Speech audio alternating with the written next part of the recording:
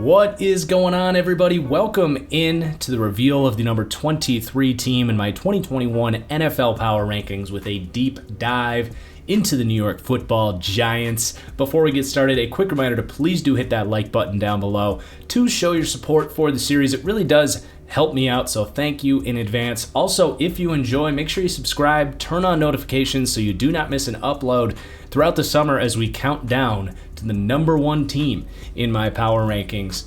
So about a year ago, I was really low on this Giants team, so low that I even said they were going to be in the running for the number one overall pick in this most recent draft class. And that obviously did not happen here. Now, they were far from meeting the playoff expectations that a lot of Giants fans were very vocal to me about. And a lot of the shortcomings that I predicted for this team did come to fruition. So let's not act like it's all rainbows and butterflies here. Obviously ranking at the bottom third of the league, still a lot of work to do.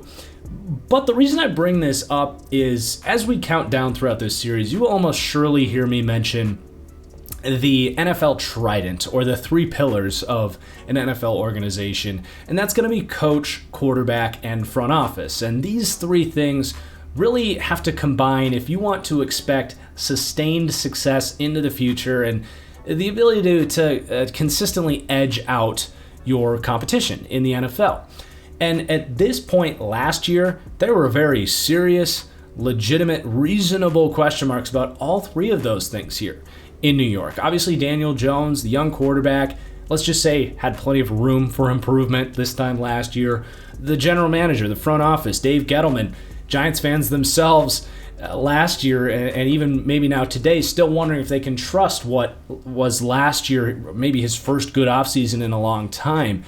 But most notably that coach there with Joe Judge getting hired from the New England Patriots was kind of this mystical, weird signing. We just didn't know much about him. He was this kind of under-the-radar wide receiver, special teams coach, and we just didn't know, like, not just was he going to be a good coach, was he going to be a good leader of men, but was he even going to be an offensive coach or a defensive coach? What kind of schemes did he want to run? Was he going to just implement the Belichick systems? Just so many very obvious, legitimate question marks. And honestly, in my opinion, the reason the Giants exceeded my, 30th ranking of them last year, maybe even 31st, the reason they exceeded that ranking was Joe Judge, because I don't look at this roster. There's no real points in this roster where it was like, oh my God, wow, they totally proved me wrong. What proved me wrong from my outlook for this team last year was Joe Judge and the coaching and his ability to, I would say, establish this kind of blue collar, almost old school mentality in a lot of ways of like, we are going to be a tougher, more motivated team than you, but also just like a good scheme. Like, he had a good organization, really impressed with kind of what he was able to draw up with Patrick Graham, with the defense. Even on offense, they showed some nice things with Jason Garrett at offensive coordinator. So just overall, the coaching, I think, gives you this resounding optimism for the Giants that I definitely didn't have, and I think many other people did not have for the Giants, and this belief in that leg of the organization, that arm of the trident, if you will, that they have a good coach, and he is only going to continue to bring in the right people, surround people with the right scheme fits, and develop everything to get this team to where they want to go. Because let's be honest, this team's not like definitely not a playoff team, but they're going to need a lot of things to go right if they want to be, have those high expectations to be a playoff team. And that's the beauty of this series. We'll get into all that stuff and if they can make the playoffs, but just the long-term future outlook, much more positive now, in my opinion, than it was this time last year. And that's actually going to bring us to this team's offseason, where that second leg of the trident with the front office, I think, has actually made some really nice steps as well. So as we take a look at this team's key departures and key additions, I think Dave Gettleman had, to me, another great offseason. I thought last year he started to kind of learn from his mistakes a little bit as a more of an old school mentality guy that didn't buy into analytics, kind of overdrafted nose tackles and running backs. A change in that mentality, looking more at linemen and receivers and corners, and We saw that again this offseason. I think Dave Gettleman is very quickly earning my respect and climbing those GM rankings, if you will. So maybe even more signs for optimism with that NFL trident that we keep talking about here. But yeah, it was a good offseason for the Giants. Definitely a net positive here, if you will. So Golden Tate going to be listed as a key departure, much more of a name than anything else at this point, and they certainly did more than enough at that wide receiver position to make up for that loss, so to speak. But you do got to look at the Kevin Zeitler release. You know, there were reasons they did it, and they did bring in a Zach Fulton to compete at guard. But that is, to me, going to be something they need to answer for and prove themselves right there. Was, to me, a head-scratching move. I thought he still has a lot of good football left in him. We saw the Baltimore Ravens scoop him right up. So, just wasn't the guy in New York that they thought they were going to get, being one of the best guards in Cleveland. But that is going to be something we got to look at. And then Dalvin Tomlinson, a key departure as well.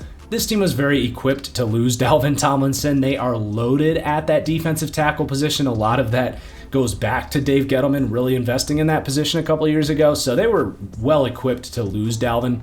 But as I mentioned, net positive with the additions that they did to make up for that. At wide receiver, you bring in Kenny Golladay, who's going to be that kind of alpha, big-bodied X-receiver, brings you a presence that they just did not have. Kadarius Toney comes in here as well as more of that playmaking type of receiver. You also get Nate Solder back from the opt-out last year. Far from a fan favorite and a stud tackle, but it is going to be, in theory, an upgrade at tackle. They are going to look to kind of replace Kevin Zeitler or fill some of that veteran presence with Zach Fulton coming over from Houston, who's been kind of this low-end starter for the last few years. Even adding John Ross, I don't see how he gets on the field at this point, but they did add the speedy former top 10 overall pick from the Bengals. And then onto the defensive side of the ball, trying to beef up that edge presence a little bit. That was certainly a weakness for them. You bring in Azeez Ojulari, myself and many people considered that a steal in the second round, a guy that could have easily gone in the first round. They also add Ifedi Odenigbo to the mix there, a guy with a 40 pressure season for the Vikings last year. So getting some of that veteran experience on the edge that they really need. And then picking up Adoree Jackson after the Titans cut him, just kind of a running mate to what was one of the best free agent signings in the entire NFL last year in James Bradbury, and answering a lot of questions for who was going to be this team's number 2 corner. So overall, definitely a good offseason for the New York Giants. But now that's going to bring us to our first trident of the organization. I promise you that I'm done mentioning the trident and the 3 pillars of the organization, but that is a nice transition to the quarterback here, where Daniel Jones and the New York Giants are going to rank 24th in the league. And I really don't think it's a coincidence that the Giants' team ranking of 23 is almost bang on with their quarterback ranking of 24, because they have a nice foundation here. Now the question is, what do they get from their quarterback? And I think that if you have real playoff expectations for this team, and I'm not talking about sneak in winning the NFC East with 6 wins, by the way, Giants fans. I'm talking about like 9, 10 wins. Be that real, like either wild card or division winning team. Daniel Jones is going to be that key variable here. He's a young guy. He's had a lot of ups and downs. But I actually want to start with the positives with Daniel Jones, because there were a lot of moments going back, watching his tape over the last couple days. There is some good to take away from Daniel Jones. He's an easy guy to kind of pile on. I laugh as much as anybody about the fumbling issues, and maybe there wasn't the upside to take him 6th overall, but there's still a decent amount to like in Daniel Jones, and I do think he can be a quarterback like a Kirk Cousins, like a Ryan Tannehill, a Jimmy Garoppolo. I think he's some hybrid of those guys in a best-case scenario, which is a top 16 quarterback best-case scenario.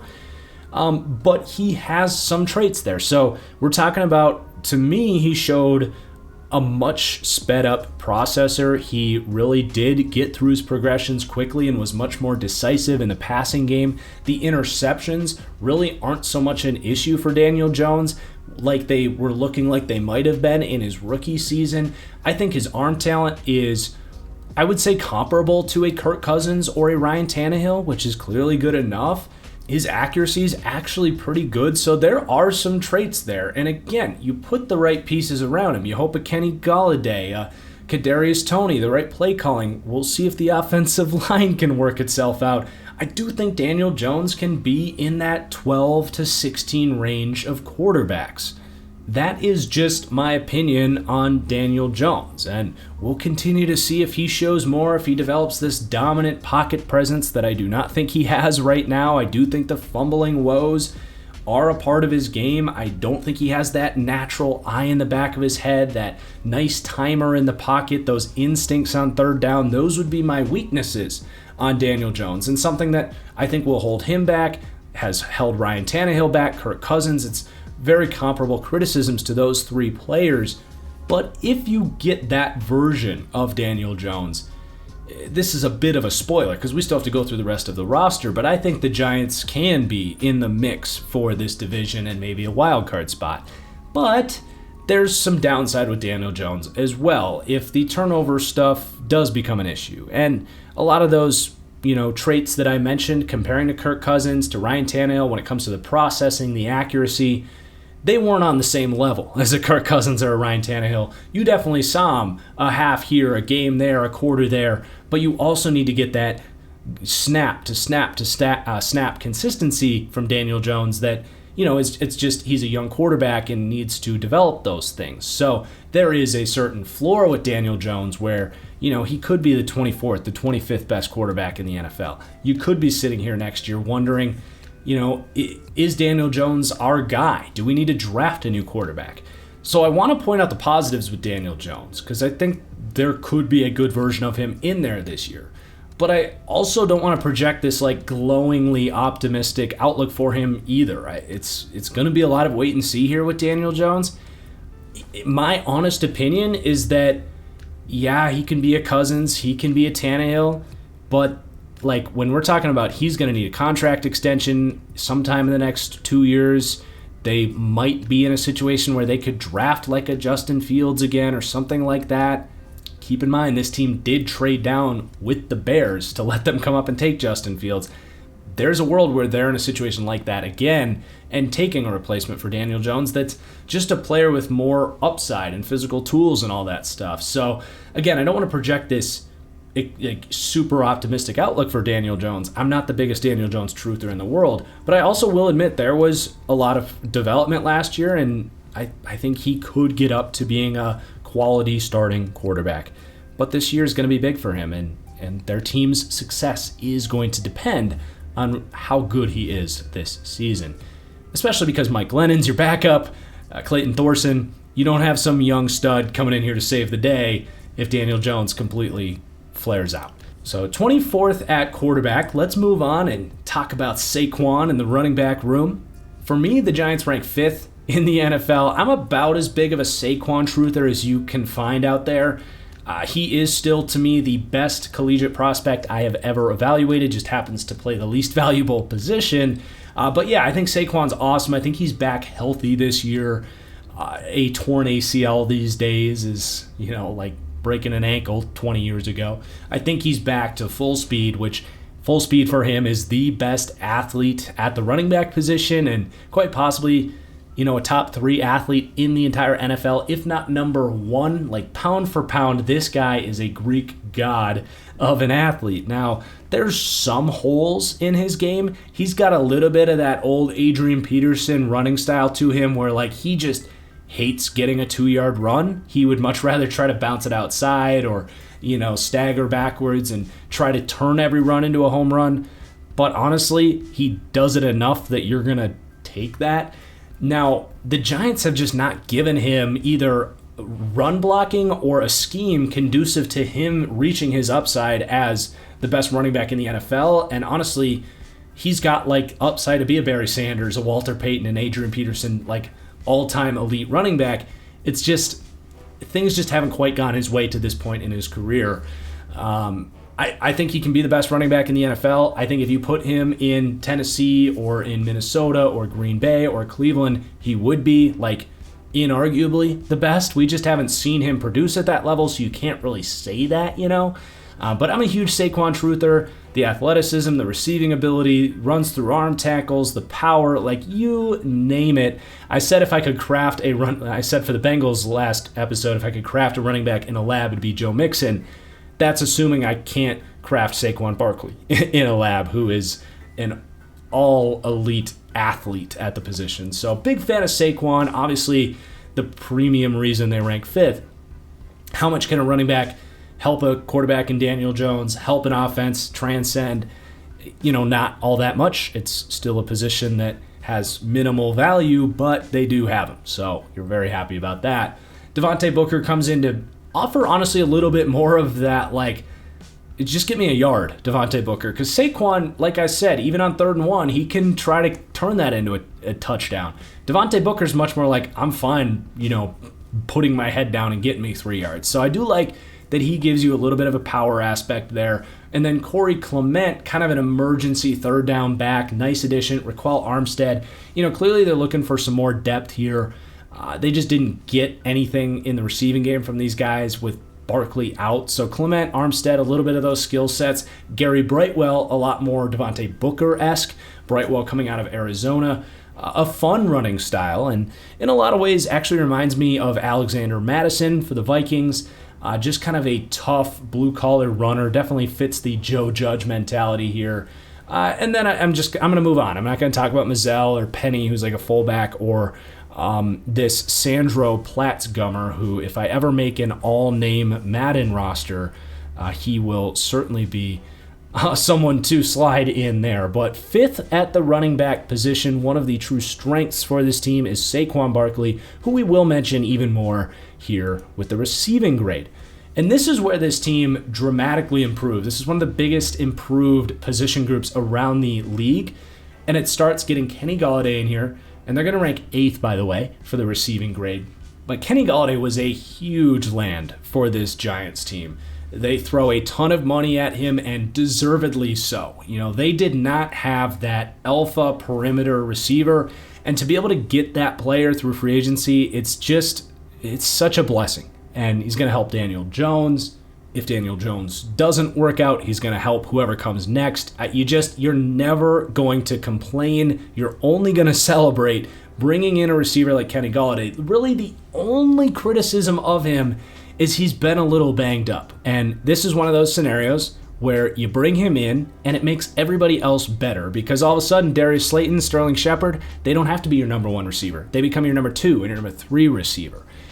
So Darius Slayton, I do actually list as the wide receiver 2, even though Sterling Shepard has a more all-around game. The reason for that is Shepard's much more of a slot player, and with them drafting Kadarius Toney in the 1st round, I do think we see a little more of a rotation between Shepard and Toney, whereas Darius Slayton has more of that traditional perimeter skill set. So I will not be surprised if Darius Slayton out-snaps Sterling Shepard, even if Shepard outproduces Darius Slayton. But I'm a big fan of Darius Slayton's game. I definitely missed on him coming out, even if I hit on Kenny Golladay. Slayton was really nowhere on my radar, but just was underutilized in college, and gets to the NFL and was really good as a rookie, probably even better as a rookie than he was in year 2. But he is a classic number 2 outside receiver, good off the line of scrimmage, beating press, plenty of speed to take the top off of a defense. But he's also really solid at slants, hitches, and comebacks, which is just enough as a kind of outside option to keep cornerbacks honest. They can't just back off. He's not John Ross, who they signed in free agency, where you're just protecting over the top. Shepard actually has really sharp ability to stop on a dime, on a hitch, or a comeback route, and he's actually got a really nice release and ability to run a hard slant. So just the ideal number 2 receiver there, and you like that he is now a complement to Kenny Golladay. You don't count on Slayton to be such a focal point of the passing game. He's kind of this almost, I don't want to say decoy, but just he's like this ghost in the shadows. Let's go with that. And then Sterling Shepard, going to be a little bit more of that slot type, in my opinion here. Gets a little bit messy with the Kadarius Toney pick. That's what was kind of interesting there. Rewatching this team, I did start to see a little bit more of what they might be planning for Kadarius Toney, because they actually were really effective with A lot of design touches for Sterling Shepard. He was kind of their jet sweep guy, their bubble screen guy, and that's going to be Kadarius Toney's skill in a nutshell. Think of a young Deebo Samuel, super explosive with the ball in his hands, just a guy that you want to design looks for. And I do think that they will replace those reps that Shepard got as that guy last year with Kadarius Toney. But I also think Shepard is good enough as a route runner in the short to intermediate game and a reliable enough receiver that it's going to, keep Kadarius Toney off the field, but also push Kadarius Toney to develop and eventually take one of these guys' jobs. Ultimately, you end up with 4 really good receivers with one of the most, well-balanced groups of skill sets in the league. You got perimeter guys. You've got Shepard who can go inside and out. You've got Kadarius Toney who can really thrive on the inside, but also maybe contribute as a deep threat on the outside and develop some of those, release packages and other stuff on the outside. And then you even have, you got John Ross, who's just a, dart throw at speed, which is totally fine here. Not expecting anything from him. But Dante Pettis, another guy who can play some slot, play outside. I think they really like Dante Pettis.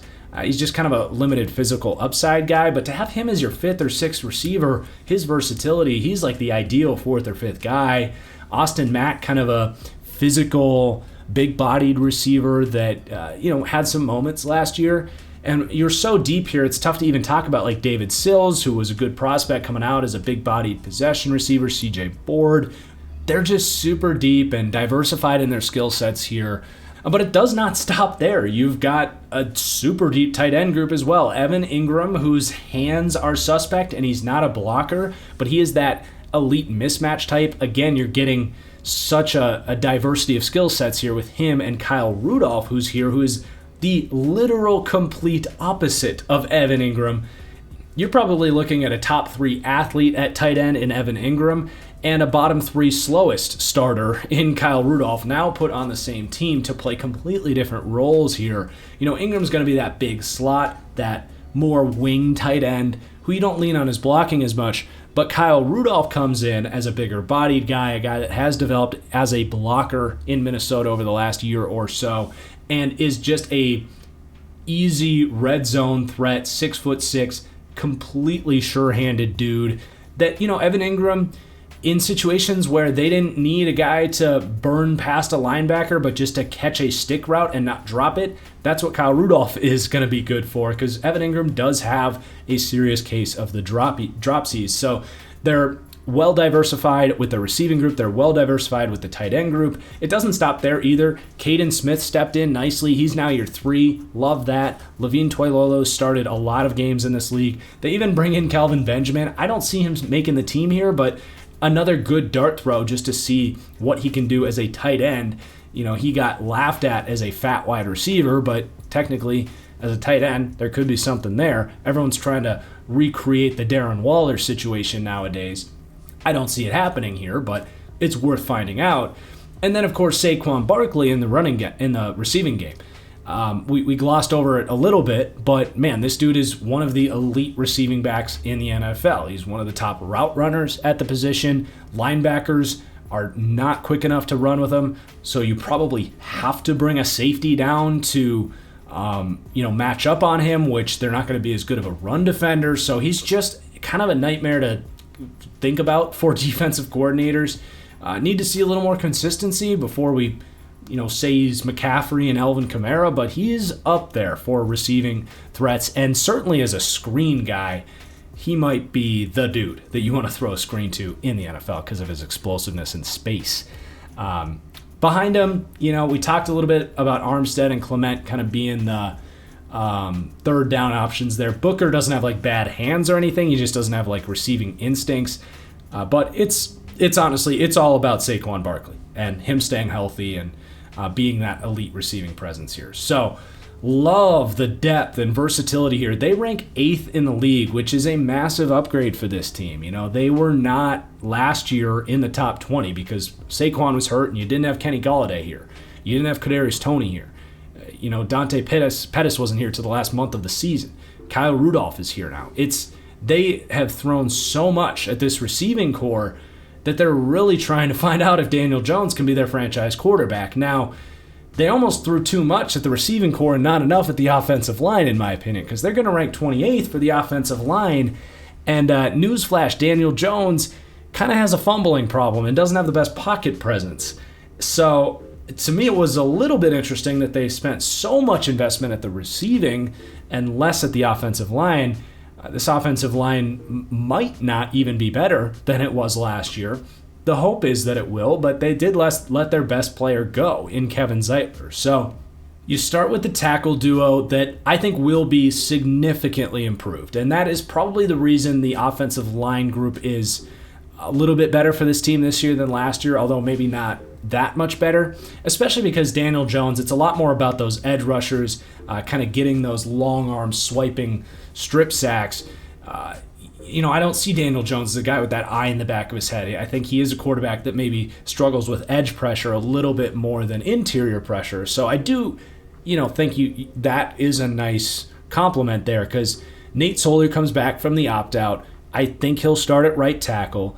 He's an experienced veteran with length. He has not been amazing since leaving New England, but he does give you at least a quality starting right tackle, even if some of his losses look really bad, just because he can be a little bit stiff-footed at times.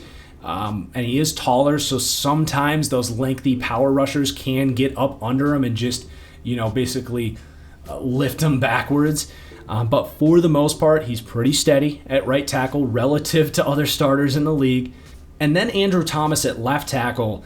I'm actually really optimistic for Andrew Thomas in 2021. I thought the last 6 weeks or so, we started to see that player that was the 4th overall pick, a tackle prospect that myself, the Giants, a lot of other NFL teams had as the best tackle in an amazing tackle class that featured Mekhi Becton, Tristan Wirfs, and Jedrick Wills, who, yes, all three of those other guys had better rookie seasons, but Andrew Thomas had a much more typical rookie season for a tackle. It is not normal for you to draft Tristan Wirfs and him to be the best right tackle in the NFL as a rookie from day one, or even Mekhi Becton or Jedrick Wills. It was a special class, and yeah, maybe Andrew Thomas was the wrong pick. Maybe they should have gone with Wirfs or Becton.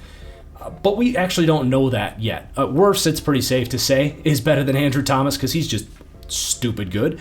But I actually am very optimistic for Andrew Thomas. I thought he settled in nicely.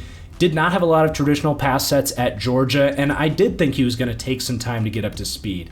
So I feel very good about Andrew Thomas, kind of being that guy he was over the last 6 weeks of the season, which was a very good left tackle. I think Andrew Thomas gets a little bit too much crap because of how good the other tackles in that class were, but he's still an outstanding tackle prospect, and I think is going to continue to develop and reach that upside that he legitimately had as the 4th overall pick. So the tackle situation should be much better, and we mentioned that's going to pair nicely with Jones and his kind of fumbling woes. And then you also got to mention Matt Peart, who was also one of my favorite prospects in last year's draft. I see him as outstanding depth, and I do think he pushes Nate Solder, and there's a slim chance he beats him out because I just love his athletic profile. The length profile from him was an outstanding pass protector in college that got better year to year, so you're still seeing the correct career trajectory. I don't know if he's going to be good enough to beat out Nate Solder, but I like having that competition. Now, Andrew Thomas, you spent too much to play him at guard, and Nate Solder and Matt Peart are too tall to play guard as well. Even if it might be best, like your best offensive line might be Peart at right tackle, Solder at left tackle, and Andrew Thomas at left guard, but it just doesn't make sense for them to do that. So I think the tackle situation will be much better. It's the interior situation that I'm really worried about. So they let Zeitler go, as we mentioned, and they made so many great moves that it's hard to say it was a mistake because that presumably opened up some cap space and gave them some flexibility, but it sounds like Will Hernandez is going to move to right guard. Maybe he's more comfortable there and can get back to being a quality guard. I think he's definitely the best piece you have on the interior. But they're also bringing in Zach Fulton to kind of replace Kevin Zeitler. That's a significant downgrade. Fulton can play. He's a low-end starter. It's a decent little move to make if you have to let Zeitler go. And he's going to compete with Shane Lemieux, who I know Giants fans are kind of optimistic about, but God, he was terrible last year. I was watching back the Giants, and it was rough. He was not a starting caliber player. And then Nick Gates at center, who again Giants fans like, but he's one of the worst centers in the NFL. He's a kind of on the fringe of a high level backup and a replacement level starter. So you hope this thing comes together. You hope Thomas becomes a star left tackle. Hernandez gets back to his potential. Nate Solder looks like his old self at right tackle. Fulton's fine at left guard, and Nick Gates kind of continues to develop. You could have a top 18 offensive line, but my outlook is this is still going to be a pretty bad offensive line, and it's definitely the number one reason that I don't have heavy expectations for the Giants this season. Any other depth worth mentioning here really doesn't exist. Just looking at this group, you got Wiggins and Barton at tackle, Murphy, Slade, and Burton at guard. And then at center, Brett Heggie from Florida and Harrison, who's been a bad veteran for a long time. Any kind of contribution from anybody after Peart and Lemieux would be a significant surprise. They're one of the thinner offensive lines in the league as well, which you don't like to see. So 28th for the offensive line, and I do have my worries that is going to hold Daniel Jones back, because I think he is one of the quarterbacks in the NFL that really does need a good offensive line in front of him because of some of the weaknesses in his game we talked about already with his pocket presence. And that is all going to spit out the 24th ranked offense in the NFL. So you have about that with the quarterback, 24th. Great receiving core, but a bottom 5 offensive line that we just talked about, and then the offensive coaching actually going to rank 31st. And maybe it's a little harsh there with Jason Garrett and this staff. Maybe you're attaching a little bit too much of how brutal he was to watch, kind of overseeing the Cowboys offense there for years. I don't think he was the biggest thing holding him back last year. You look at injuries and Daniel Jones and just an offensive line. There was a lot working against Jason Garrett. But I also, you didn't see a ton of creativity there. I don't think he necessarily helped the offense all that much. It's still kind of the one part of this coaching staff that I'm very, iffy on and kind of wait and see. It's a very pro-style, kind of traditional offense.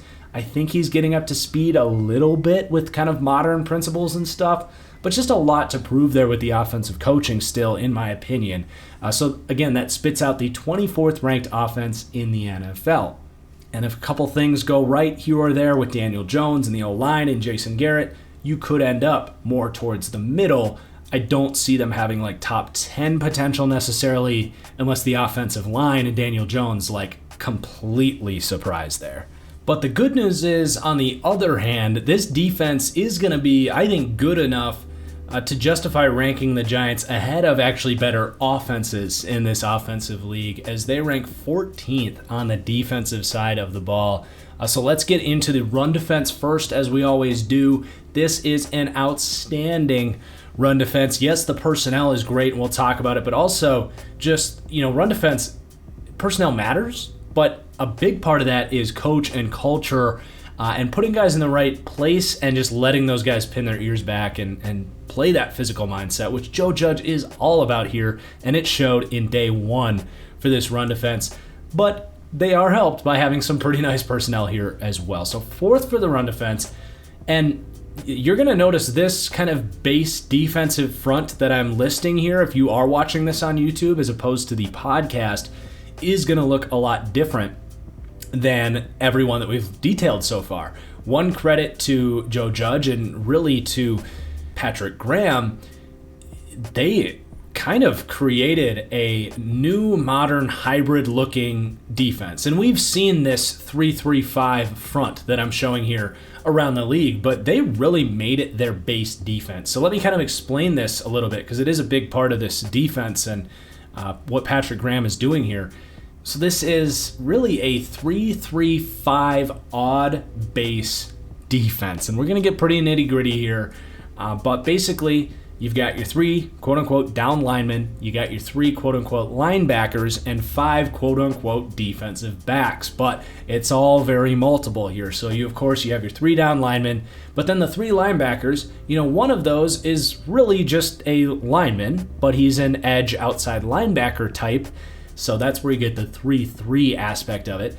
And then yes, you have 5 defensive backs, but when they want to be a base defense here, that 5th defensive back is Jabril Peppers, who is built like most weak side linebackers in the NFL these days. So they are incredibly versatile up front, and they are good enough against the run in this package, even though it is really just a nickel package. They are big enough and good enough and versatile enough in this group to really play the run very well. And a big part of that is that interior defensive line and Leonard Williams, who is a defensive tackle, but in this defense, he plays a ton of edge on early downs, specifically like a 5 technique. He has the athleticism to contain the edge and even rush the passer around the edge when you do get passing looks here, but the size as well to dominate the run on the edge. So you talk about him, you talk about Dexter Lawrence, who is a dominant run defender. And then BJ Hill, I expect to kind of take that nose tackle position from Dalvin Tomlinson, and I think he can totally step in. I think the big reason they are comfortable letting Dalvin go is because BJ Hill is so primed and ready to do it. But just as a little insurance, they signed Danny Shelton just to be sure, because Danny Shelton has been a really nice nose tackle wherever he's gone. They also have Austin Johnson, who's good against the run. So you are super deep, 5 deep, and that's really all they need. They have less players at the defensive tackle position than I think any team we've done so far, but they are maybe as deep as anybody. Super good rotation there. And then you get to that kind of edge hybrid outside linebacker spot. I do think these guys rotate a lot as they kind of try to figure out who's best for that position. So you have Lorenzo Carter, who really was not healthy last year. He's been a good run defender. I think they would love it if he can be that quote-unquote base Sam, edge, strong side linebacker, whatever the true definition of that position is in this defense based on the playbook. If there's a Giants fan that knows what Joe Judge calls this position, do let me know because I'm curious. I just wrote down Sam because I think that's what they would classify this as. But Lorenzo Carter, I do think, is the best for that spot. But they're certainly going to try out Azeez Ojulari, who is a perfect scheme fit for that, because this is a guy that needs to rush the passer, needs to play the run, and definitely needs to drop into coverage as well. And that fits Lorenzo Carter, it fits Ojulari. It definitely fits Carter Coughlin and Cam Brown, who we saw come in and play this a little bit last year. Those guys very much hybrid edge outside linebacker types. Ryan Anderson, in theory, coming over from Washington, former Alabama guy, fits that scheme very well. So if you want to talk about base edge outside linebacker, those are kind of the 4 or 5 names I really look at. And then the other 3, I would say, are more behind Leonard Williams as that bigger bodied kind of 5 technique hand in the dirt type with Ofedi Adenabo, O'Shane Ximenez, and even Trent Harris I think they have in here. So again, very complicated multiple type of front there, but super deep. They have a very strong understanding of the types of players they're looking for here. And that is a credit to Patrick Graham and Joe Judge working together to craft this kind of new style defense. And I will not be the least bit surprised if we see Patrick Graham get a head coach offer, because it's the guys that do innovate like this that get those opportunities. And this is a innovative defense. It truly is. It's a big reason we saw teams like Seattle really struggle and not understand what was going on, because this didn't look like any defense they had seen. So huge credit there. And then the linebacker group is really diminished here, because you bring Jabril Peppers down as that kind of bandit safety. I have him listed as a money backer in this front. But it does definitely hinge on having that Mike linebacker to kind of make sure everybody's in the right place and understands their assignments, and that is Blake Martinez in a nutshell. Now, let's be honest. I have shredded Blake Martinez in the past. I even made a video calling him the most overrated player in the NFL. And I'm not going to apologize about it. He was, in Green Bay, a complete and utter liability. He was a black hole for opposing offensive coordinators to circle and say, throw the ball near him, you will be open. Now, he played in a scheme that put way too much pressure on him for what he is as a player. And I think ripping him out of that and putting for a much better coaching staff with a much better plan for him, we saw him be able to play more free. I do think he made changes to his diet as well. He actually looked legitimately faster here for the Giants. So I'm not going to apologize for saying he was bad in Green Bay. Ask any Packers fan. They were happy to see Blake Martinez leave. And all of the metrics will tell you that they got better play from Kamal Martin and Chris Barnes, who were like, super cheap rookies. So he was bad in Green Bay. I was not wrong about that. I'm not going to apologize about it, but I'm also not stubborn enough to admit that he has become a much better player here for the Giants. That's a big Blake Martinez dive. I think it was necessary because we haven't gotten a lot of time to talk about him since I made that video of him as a Packer. But really nice run defender here for the Giants. Was even better like getting off blocks and keying in on stuff and just being a more like physical presence in the run game. We saw that from Blake Martinez with the Giants. So credit to him, a credit to the coaching staff for making that big contract that he got a little bit more worth it. Though I still don't think he's like a star, I still probably wouldn't have given him that contract, but we're seeing a much better version of Blake Martinez. The guy next to him, Tay Crowder, I think they really could have used an upgrade here at this spot, if I'm going to be completely honest, and maybe they can still go get a Quan Alexander or something like that to really upgrade this kind of more undersized, more cover-based linebacker. Tay Crowder did have some splashy plays, but was just constantly out of position. He got just mauled in the run game, my goodness. Kind of a more slender guy. So he's going to be competing with Devontae Downs, TJ Brunson. They bring in Reggie Ragland, who honestly might be more of that Sam edge linebacker in this system anyway. So it's a thin linebacker group. We'll talk a little bit more about them, although we kind of covered them in depth already. And then Jabril Peppers, he is a safety, so he's not like this elite, like thumping linebacker, but he does a really good job in that role because he plays in space so well. Think a lot about like Jeremiah Owusu-Koramoah, who came out as like this safety linebacker hybrid. Jabril could have been a decent comp for a JOK coming out. And we'll continue to talk about him as well. But yeah, fourth for the run defense. Really interesting front seven that they move around. Now, the pass rush here is okay. It ranks 23rd. So let's get into it. You got Leonard Williams, who does definitely slide inside for traditional passing downs. Dexter Lawrence, maybe increased opportunities this year with Dalvin Tomlinson on the way out this year. It's a good interior duo. Leonard Williams, really good in the role he plays. He is a good quality interior rusher. I would even say a low-end number one interior rusher. Far from an elite dominant presence, but he has the combination of speed, quickness, power, length, and finesse. Good all-around player. Lawrence still kind of showing us how good he can be as a pass rusher. He has the physical ability to be something like an Akeem Hicks or a Kenny Clark because he has the get off and length and power. It's just not something he really showed in college or has at this point in his career. So we'll see. He's a decent pass rushing presence. I have no complaints about that interior duo. It's just the edge that I'm curious about. Lorenzo Carter has been a quality starter. He's got the speed and the bend and the length you look for. A decent amount of upside for Lorenzo Carter, and I'm a believer in him. It's just we haven't seen him be that full-on, like, trustworthy full-time starter on the edge. And then Azeez Ojulari, also out of Georgia, really young prospect, a little bit of a different player, plays, in my opinion, with a lot of power, actually. It plays a lot like Melvin Ingram coming out. Just needs to develop some of that skill set. So it's a younger edge duo with actually pretty decent upside. And yeah, we don't know what we're going to get from that group.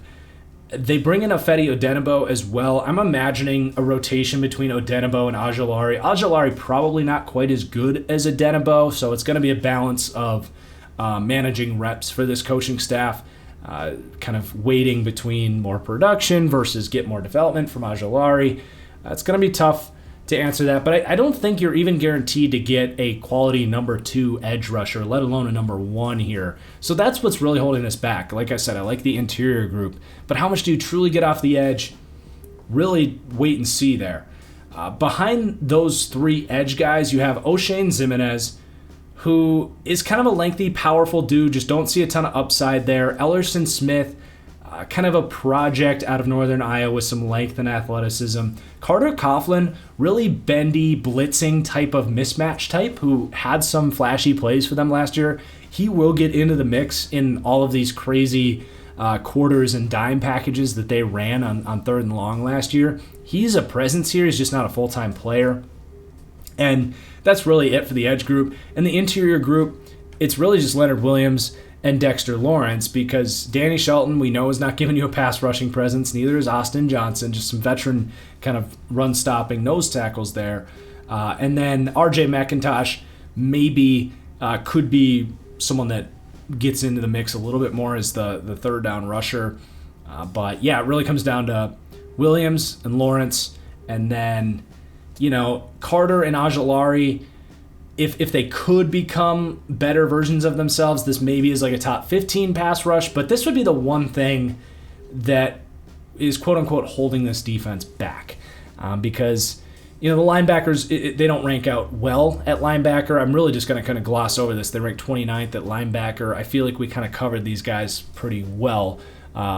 So they rank 29th at linebacker, but the secondary does rank 7th. This is one of the best secondaries in the league, clearly. I love the addition of Adoree Jackson to now pair with James Bradberry as one of the top duos of corners in the league. So Bradberry was an excellent signing. He also really kind of proved me wrong in a lot of ways, because he was like a legit top 10 corner last year. Perfect scheme fit here. They run a lot of off cover 3. They were, I think, 4th in the league for most cover 3 ran, and then they were also 3rd most in cover 2. So James Bradberry as an off-man cover 3 corner where he can keep his eyes on the quarterback and almost play like a high third safety in a lot of ways. Well, that's great for him because he's not a speed guy, right? But he's a high IQ physical player with the length. So that's a great scheme fit. And then cover 2, again, keeping his eyes on the quarterback, really just perfect utilization of James Bradberry's skill set. But interesting with Adoree Jackson coming in, who is much more of like, even at his age, more of a raw corner, comfortable with his head turned running man coverage. But like, how does that fit with the scheme that they ran last year? Or does this tell you they want to use a lot more man coverage this year with Adoree Jackson? Very curious, but I think it's going to work because they just kind of have a really good understanding of what they're looking for, and I don't think they would have given Adoree Jackson all that much money if they either A, didn't plan on running more man coverage this year, or B, didn't trust that they can turn him into a good zone corner. But there is a chance that they just go zone, and that's not his skill set, so keep that in mind, but I think it is going to work out, and I love that duo. They draft Aaron Robinson in the 3rd round, who I think competes and probably takes the nickel job from Darnay Holmes, who I also really like. It's hard to say who's going to be the best slot corner between those two players, but I think you get a good one out of that group regardless. And then you end up with the other guy being a really nice 4th. Isaac Yiadom, who they actually really leaned on to be a starting corner, was definitely a weak link for them last year, even if he had some moments. Now he becomes your 5th, and depth for both Bradberry and Jackson, who you've seen start. Rodarius Williams was a sneaky good pick late in this draft. I know a lot of Giants fans were saying, why did we not take a guard by now? But Rodarius Williams was a sleeper in this draft, in my opinion. I thought he had maybe top 5 zone instincts in this entire class, and I think he can be a better player than Isaac Yiadom as a rookie. You got Quincy Williams, Sam Beal. You're getting pretty deep here, but that's good depth, that deep. And then anybody else, I mean, come on, they're not making the team. So really outstanding cornerback group. And then the safety room, it's good. It's very solid. I think it could be even better than how I'm ranking it here. Jabril as that kind of strong safety, I don't see him as like this elite high-end cover player, as like this rangy free safety or anything like that. Maybe some room to continue to develop as a man cover player or develop some short area kind of route recognition, be a little bit more of a playmaker in zone coverage. But overall, just a very good, strong safety. I don't expect him to be much worse than this or much better. But Logan Ryan, we're still kind of learning about him as a free safety. He's been a slot corner his whole career, but really started to look and get comfortable in that role and could be carving out a kind of career resurgence late in his career at that position. So I like what they have there. And then Xavier McKinney. Now keep in mind, these guys are all three full-time starters in this system because Jabril Peppers is kind of that linebacker. And they are like a three safety-based defense, really. So you are talking about all three of these guys being big for this team. Xavier McKinney has so much upside here. He has range and really good IQ and jumps routes as that single high free safety in these cover 3 defenses. So we only saw 4 or 5 games from Xavier McKinney. It was really good what we saw, and it was super high expectations. He's a potential breakout candidate. Julian Love also here. He could compete at slot corner. He could be safety depth. Just a super outstanding, versatile piece to have as the 8th defensive back here. So wherever he ends up, I think you'll be happy to have him.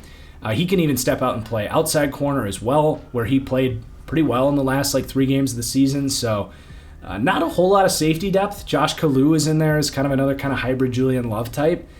I would be surprised if they don't have their eyes on a backup to Jabril Peppers. I'm a little bit surprised that they don't have another kind of bandit safety linebacker type. Maybe they're waiting to see who gets cut, but maybe a Josh Jones from Jacksonville or something like that.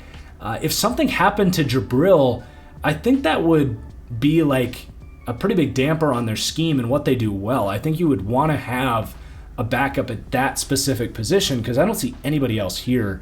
But again, 7th for the secondary grade, and then they're 12th for the defensive coaching. I've kind of raved to this point about Patrick Graham's ability to utilize all these different pieces and maximize so many guys' potential. That's what defensive coaching is all about, is finding a guy's skill set, finding what they do well, and crafting a scheme for all your dudes. And in year 1, this was really fun to watch. I think Patrick Graham is a rising head coach candidate, really high on him as a defensive coach. The home field, again, an outdoor stadium for a team that has not done a lot of winning lately. You're just not going to rank all that high. So Giants fans, if you're mad about that, go to the games and prove me wrong, I guess. The scheme, we've really detailed it. It's a 3-3-5 odd base defense that runs a ton of cover 3 and cover 2. And I'm excited to see in year 2, do they run more man coverage? That's what the Adoree Jackson sign would indicate to me. But does that hurt James Bradbury a little bit, who to me is not the most dominant man cover corner? And do they mix up the scheme again? Are they actually going to be a 3-3-5 odd defense? Was that just a result of the personnel that they had last year? How do things continue to evolve? Because that seems to be the mindset of this defense. Just overall impressed by this team on the defensive side of the ball. Kind of an underrated defense. And if this team makes the playoffs, I think a big part of it is going to be this being one of the best defenses in the NFL. With that said, let's recap the team as a whole. 24th offense, 14th defense, special teams 11th. It's just an all-around good special teams. They have the right culture for it. You've got return men. You've got kickers with Riley Dixon and Graham Gano, very solid. Just good coverage units with the right culture and mindset. It's a very sound, solid special teams, ranking towards the top there. And then the culture very much on the rise. After just 1 year, winning 6 games to rank 18th for culture in the league is a tribute to the direction that this organization is going. People often ask me, what does that culture ranking mean? It means a lot of things, but it is kind of a benefit of the doubt slider, if you will. And this team began earning the benefit of the doubt with a lot of stuff last year with this staff and this culture. So definitely on the way up there for the Giants. The culture ranking well exceeding their overall team ranking of 23. And then the strengths and weaknesses to wrap this all up. I think the receiving talent is a true strength. I don't know if there is a deeper group of playmakers outside of maybe Tampa Bay in the entire league, just with a well-versed group of skill sets and athleticism and size and speed and you name it at all three position groups, tight end, receiver, and running back. The defensive scheme and defensive coaching, totally a strength of this team. Gotta be the identity and resounding reason for optimism as you head into next year is how good Patrick Graham was with this defense. And the secondary as well, even better than last year. It was a really good secondary last year. It's even deeper, and in their second year with this staff, it should be a true strength of this defense. And then just the overall blue-collar culture and attitude. It starts with, honestly, Dave Gettleman up at the top, kind of an old-school mentality with the coach in Joe Judge, and then the personnel as well, a really talented defensive line, and they just buy into this blue-collar attitude. And my God, if that can leak on over to the offensive line play as well, then this team can get talking. But we have yet to see that here permeate over to the offensive line. That would be amazing if it could. But the weaknesses as well, you got kind of inconsistency and just question marks at quarterback. Any team that has a bottom 12 quarterback or so, you're going to be worried about that heading into the year. It is the ultimate piece of importance and variable for any team in this league. The offensive line as well, it's been well detailed. Lots of reasons to be suspect about this offensive line that was not good last year and let their best player go, and really just getting Nate Solder back and banking on Andrew Thomas being a star in year 2. And then I would say a lack of a traditional pass rush. They do a good job to manufacture pressure with blitzes, but that does, can and does come at the cost of coverage sometimes. So, I think every defense is better off if they can manufacture a good pass rush with a 4-man rush. And I would say this team really doesn't have that, especially off the edge. So when push comes to shove and they need 4 rushers to pin their ears back against the top offenses in the league, can they get it done? I think it's a legit question mark. But now the grand finale, as we take a look at the schedule, how good do I think this team is going to be? So their Vegas over-under is 7 wins, and boom, I've got them going 7-10. It's not the hardest of schedules as they get to play in the NFC least. They get to start at home against Denver. Drew Lock versus Daniel Jones. Is there a pair of quarterbacks that we have more question marks about heading into the league? Maybe not. So I do have them picking up the win there. But then at Washington, at Pittsburgh, with their offensive line, could be a little rough. They got Atlanta at home. I think they can win. But then another rough stretch of games. At New Orleans, never easy to go to the Dome and win, even without Drew Brees. At Dallas and the Rams at home. Got them going 0-3 there. Splitting against Carolina and at Kansas City. So starting 3-5. And then, just to speed up here, winning 4 games down the stretch. They've got some winnable games there. I've got them going 3-3 in the division. But some rough road games as well, at Chicago, at the Chargers, at the Dolphins, at Tampa Bay. So it's far from the hardest schedule in the world. I think if Daniel Jones is good, if this defense becomes top 5, top 10, maybe if this offensive line really clicks, this team can be in the playoff picture. If I'm being honest, I think their ceiling is about 9 wins. That is asking for a lot to go right. But at the same time, it's not the hardest schedule in the world. If they get up to 10, I guess I won't be terribly surprised. But anything more than that, and honestly winning a playoff game, that's when I would probably get into surprising territory for this team. So that is going to do it for the Giants Deep Dive. Let me know in the comments down below what you think about this ranking. I know Giants fans were hoping for a little bit more of an optimistic outlook.